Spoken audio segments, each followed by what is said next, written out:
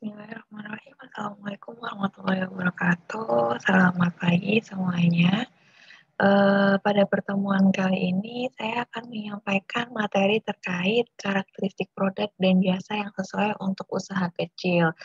Jadi, sebenarnya ada hal-hal yang perlu kita pahami sebagai pengusaha atau mungkin wirausahawan yang baru merintis usahanya dari awal, itu harus, memahami bahwa industri kecil atau pengusaha kecil dengan usaha kecil itu berbeda dengan, eee, contohnya perusahaan yang sudah punya nama, yang sudah besar dan sudah mempunyai banyak cabang di berbagai daerah, seperti itu. Nah, jadi, hal-hal tersebut juga yang harus kita pahami untuk dapat mengembangkan usaha yang akan kita jalani ataupun yang sudah kita miliki, seperti itu.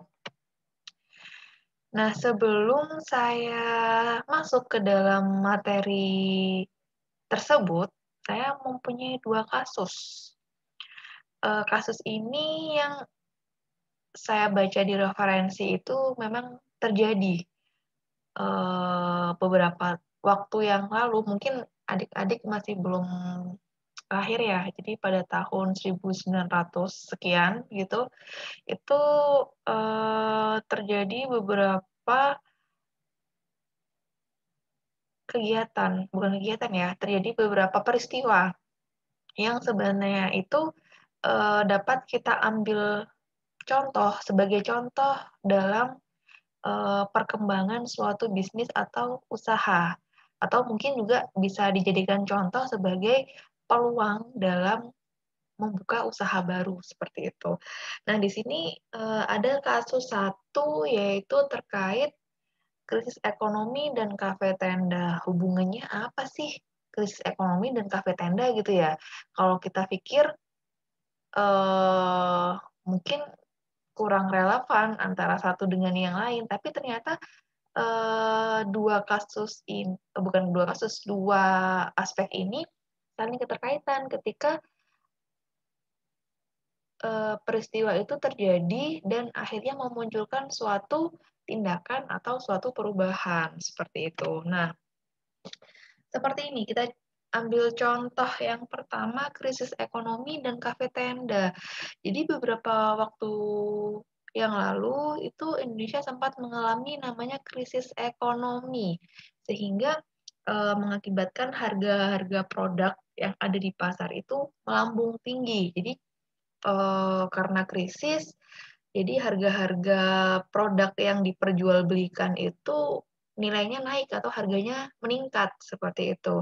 Nah, selain itu, dampak ekonominya yaitu menjamurnya PHK. Jadi banyak karyawan, banyak pegawai yang, eee, di-PHK, baik dari perusahaan atau dari tempat kerjanya, seperti itu. Nah, sudah krisis ekonomi, harganya tinggi, jadi kan kita butuh usaha atau butuh modal yang lebih besar untuk dapat memenuhi kebutuhan kita. Namun, ternyata juga banyak juga yang mengalami PHK atau pemutusan hubungan kerja, sehingga mereka juga kesulitan untuk bisa memenuhi, kebutuhannya. Nah, maka dari itu, kalau tidak salah di daerah Jakarta ya, jadi dari referensi yang saya baca itu, di Jakarta pada saat itu dengan kondisi demikian, banyaklah bermunculan kafe tenda. Jadi, eee,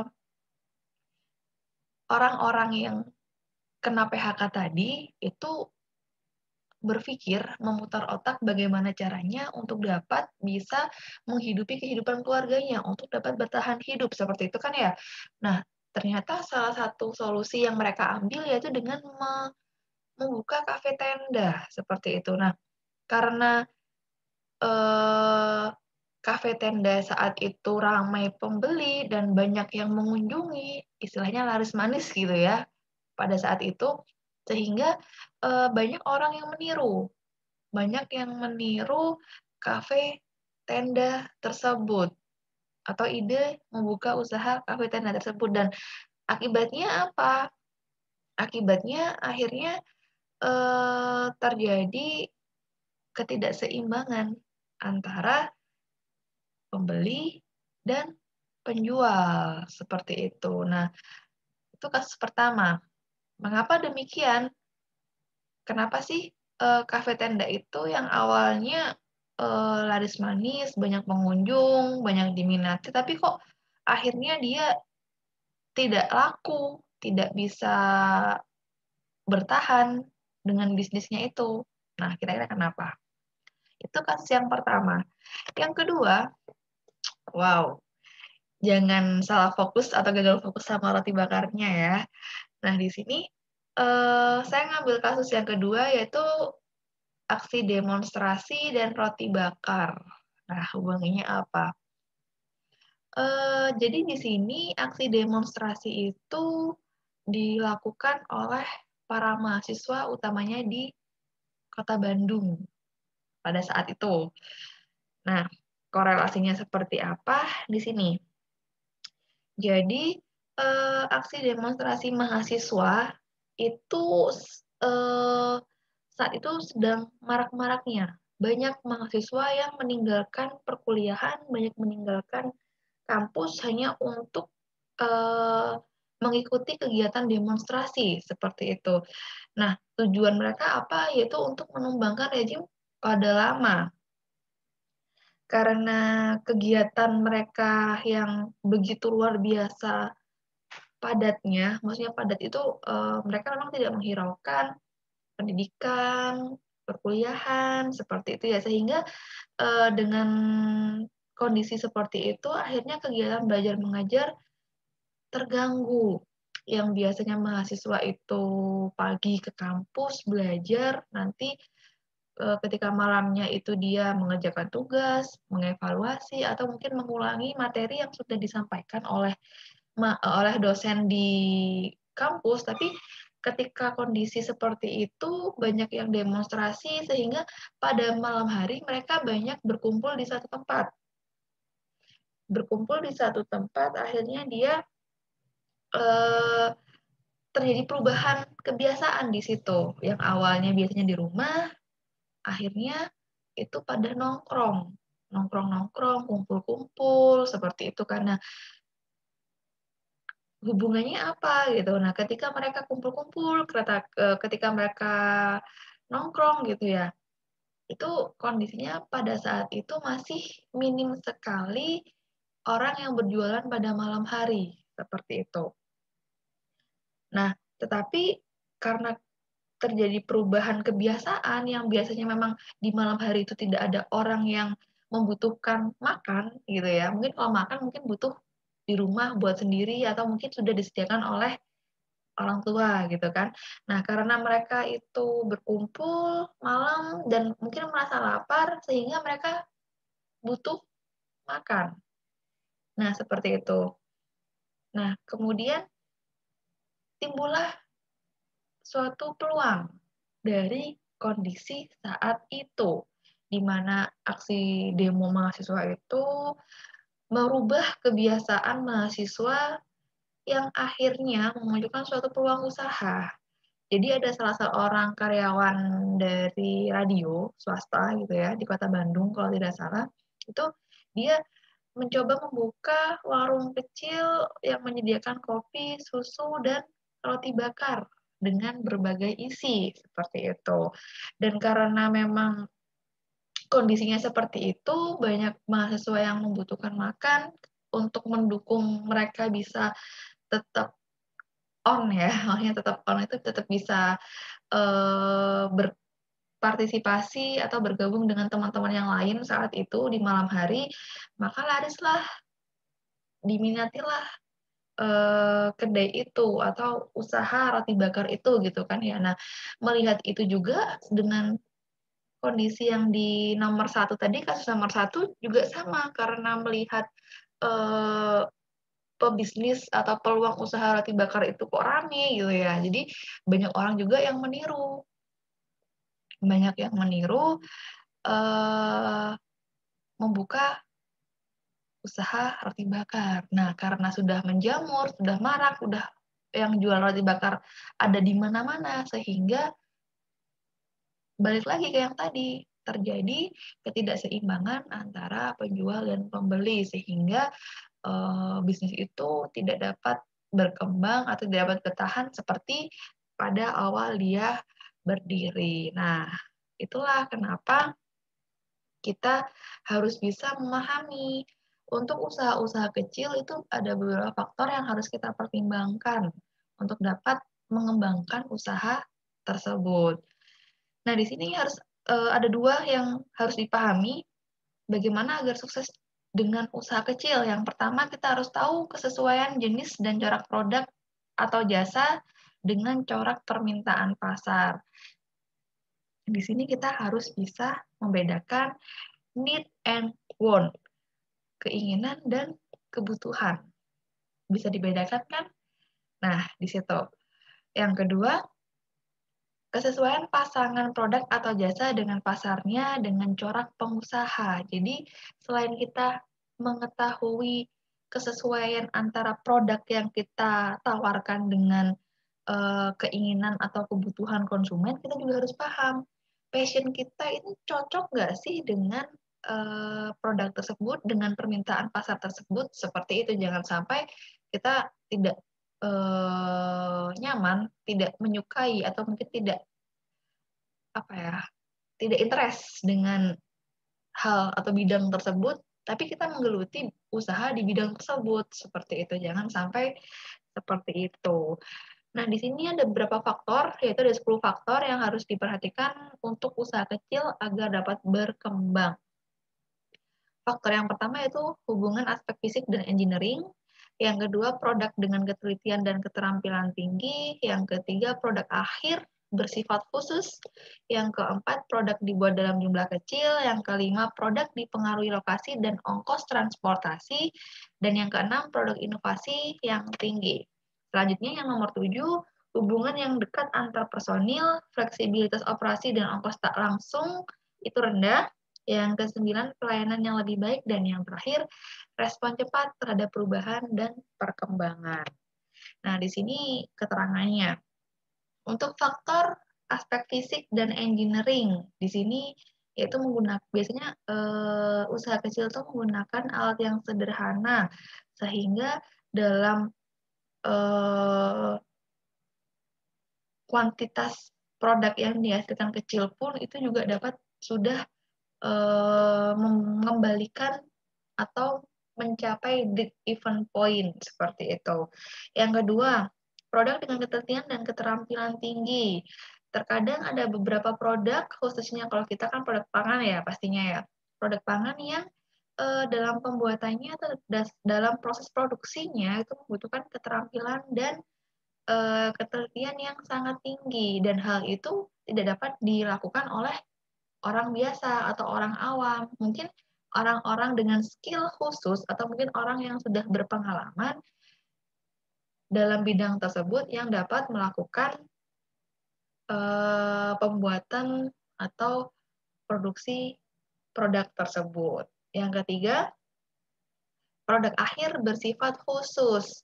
Jadi di situ membuat produk berukuran kecil atau merupakan komponen kecil dari industri besar. Jadi kita sebagai usaha kecil itu kita membuat bahan atau produk yang mendukung industri besar. Seperti itu. Yang keempat, produk dibuat dalam jumlah kecil. Produk tidak ada standar baku sehingga mengikuti keinginan konsumen dan peminat atau pasarnya yang terbatas. Seperti itu. Kemudian yang kelima, dibutuhkan ongkos transportasi yang besar untuk menjangkau bahan baku tersebut. Jadi, ada bahan-bahan tertentu yang memang tidak dapat dijangkau oleh industri-industri besar. Bukan berarti tidak dapat terjangkau itu tidak dapat membeli, tetapi menjadi bahan pertimbangan oleh industri besar untuk bisa memperoleh bahan tersebut karena cost distribution-nya yang tinggi, sehingga itu menjadi peluang bagi pengusaha kecil untuk dapat mengelola atau mengembangkan bahan-bahan yang memang sulit dijangkau oleh perusahaan-perusahaan besar. Kemudian yang keenam, produk dengan inovasi yang tinggi dengan mengikuti permintaan konsumen dan pasar, baik berupa desainnya ataupun berdasarkan aspek-aspek yang lain. Yang ketujuh, hubungan yang dekat antar personil. Jadi di industri kecil itu relationship atau kerjasama antara antara pekerja atau antara pekerja dengan pemimpin itu sangat dibutuhkan, sangat erat mempengaruhi kinerja dari industri tersebut. Jadi kalau di industri besar kan mau atasannya cuek, mau atasannya nggak adil atau bagaimana itu tidak akan terlalu mempengaruhi dengan pekerja karena kalau biasanya industri kecil atau pengusaha kecil gitu ya, seperti yang kita ketahui karena masih skala kecil biasanya pengusaha itu hanya mampu membayar karyawan, pekerja dengan nominal yang mungkin bisa dibilang masih rendah. Kalau hubungan itu terjalin dengan baik, maka pekerja itu akan loyal, akan mau berusaha dengan keras untuk bisa mendukung pemimpinnya atau pengusaha itu agar usahanya dapat berkembang. Dengan usahanya yang berkembang, dengan harapan dia juga bisa mendapatkan hasil atau income yang meningkat pula, seperti itu. Kemudian fleksibilitas operasi dan ongkos tak langsung rendah. Jadi untuk usaha kecil itu biasanya prosedur operasi dan tingkat birokrasinya masih rendah atau cukup rendah ya. Jadi nggak terlalu signifikan untuk prosedur maupun birokrasinya. Yang kesembilan yaitu pelayanan yang lebih baik. Jadi hubungan yang baik tidak hanya dilakukan oleh pemimpin dan pekerja, tapi juga dengan konsumennya. Seperti yang kita ketahui, hubungan antara konsumen dan pengusaha di industri besar dengan industri kecil itu sangat berbeda. Di industri besar mungkin pengusaha tidak dapat bersentuhan langsung dengan konsumen, tapi pengusaha kecil dapat berinteraksi secara langsung, berkomunikasi secara langsung, sehingga hubungan itu dapat terjalin dengan baik dan kita bisa menangkap apa yang diinginkan oleh konsumen secara langsung. Dan itu menjadi bahan untuk pengembangan produk kita ke depannya, seperti itu. Nah, yang ke-10 yaitu respon cepat terhadap perubahan dan perkembangan. Seperti yang saya sampaikan barusan, bahwa memang kritik dan saran dari konsumen itu sangat dibutuhkan. Karena apa? Yang membeli adalah konsumen, bukan kita. Kita hanya memproduksi. Ketika kita memproduksi seenaknya sendiri dengan keinginan kita sendiri, tapi konsumen nggak suka, jadi itu nggak akan berguna, nggak akan guna. Jadi apa? Masukan dan kritik dari konsumen itu sangat berarti bagi seorang wirausaha. Jadi jangan berkecil hati, jangan marah, atau jangan sedih ketika ada konsumen yang memberikan saran terhadap produk yang kita tawarkan, karena itu adalah hal yang mendukung usaha kita untuk dapat terus berkembang. Seperti itu. Jadi kurang lebih ada 10 faktor tadi yang harus diperhatikan oleh usaha-usaha kecil untuk dapat mengembangkan industrinya. Terima kasih, mungkin cukup sekian yang dapat saya sampaikan terkait karakteristik produk dan jasa bagi usaha kecil. Nanti next time kita akan membahas tentang karakteristik pengusaha kecil dan materi yang lain. Terima kasih atas perhatiannya. Jika ada yang ingin tanyakan, bisa langsung menulis di kolom komentar dan saya akan merespon di lokasi yang sama, di kolom yang sama juga ya. Terima kasih, selamat belajar, tetap semangat. Kita ketemu di pertemuan selanjutnya. Wassalamualaikum warahmatullahi wabarakatuh.